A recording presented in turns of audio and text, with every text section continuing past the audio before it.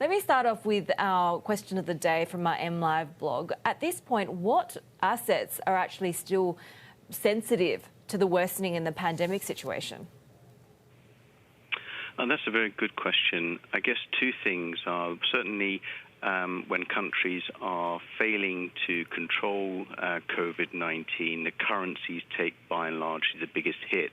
And we certainly saw that in the last month through Latin America and parts of emerging markets. So the currencies tend to reflect the strains of COVID-19 because of the essentially economic impacts. The second one, and I think it's a much more longer-term one, is over sovereign ratings because of the level of expenditure that governments are doing to control the virus, whilst they may be being able to keep things plateauing in terms of COVID-19 new cases. What worry is that the fiscal position is going to continue to deteriorate through the remainder of this year. So sometime in 2021, we think the markets will have one of those sort of blinks and moments of despair as they find out that a lot of economies just couldn't sustain the level of fiscal indebtedness. And I think that's more of a longer-term issue. So in the short-term currencies, longer-term sovereign ratings. So what then for equities? We keep, expecting this great rotation story into value. It just feels like a bit of a head fake at the moment. Where do you find opportunity? If we continue to see, worsening when it comes to the pandemic situation, do you expect to see more dips? So we do expect to have some more drawdown risk, but that's mainly due to the fact that asset correlations are actually very high now. So essentially everything's trading on the same side, which is equities, credit, risky assets are very, very sensitive to changes in COVID-19 new cases and therefore growth. So once we do get a bad set of COVID new cases, yes, risk assets sell off and the drawdown risk for all asset classes increases. However, in the background, the fundamental picture for equities has actually been improving significantly over the last 2 months. One has been that we've had the programs by both the ECB and the Fed towards buying corporate credit come through, and that has meant a massive compression in credit spreads and the riskiness of credit.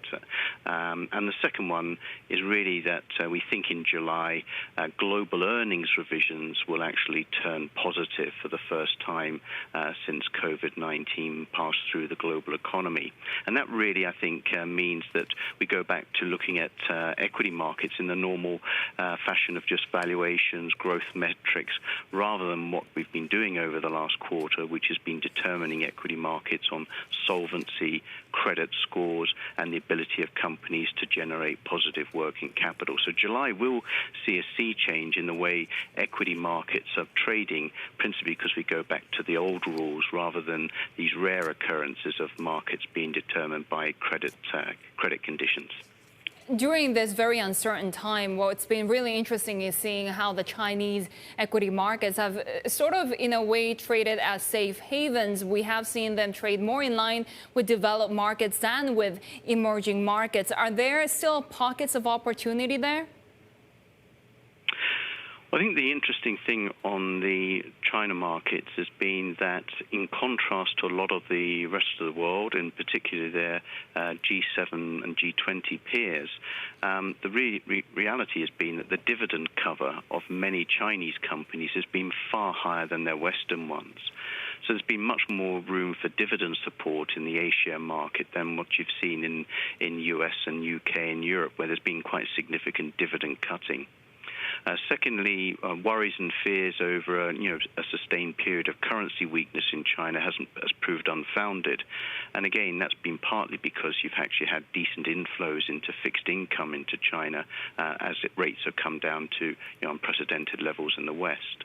And I think the last thing to say is that the tailwind for Chinese equities has been helped by not only the Fed's dramatic QE policy, which has allowed a much more greater room for the PBOC to relax monetary policy. You've also had very low energy prices, and China's one of the most sensitive countries in terms of the impact of energy on its economy.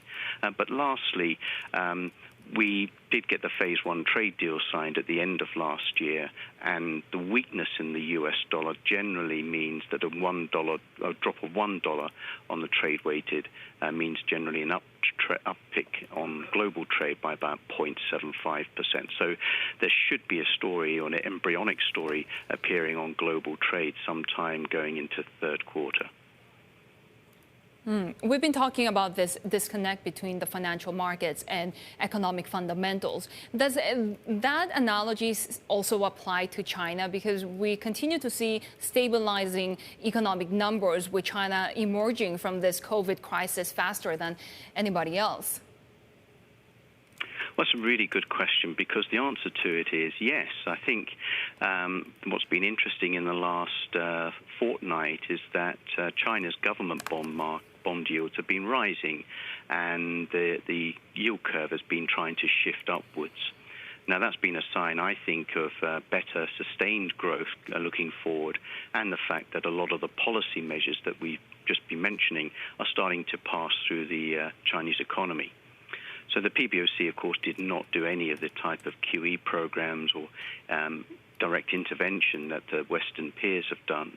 So actually the reading from the China's government bond markets are much more transparent in reflecting some of the fundamentals. So yes, the tone of or confidence and texture of the growth expectations in China are actually a lot better than perhaps that's been seen or reflected in bond markets elsewhere.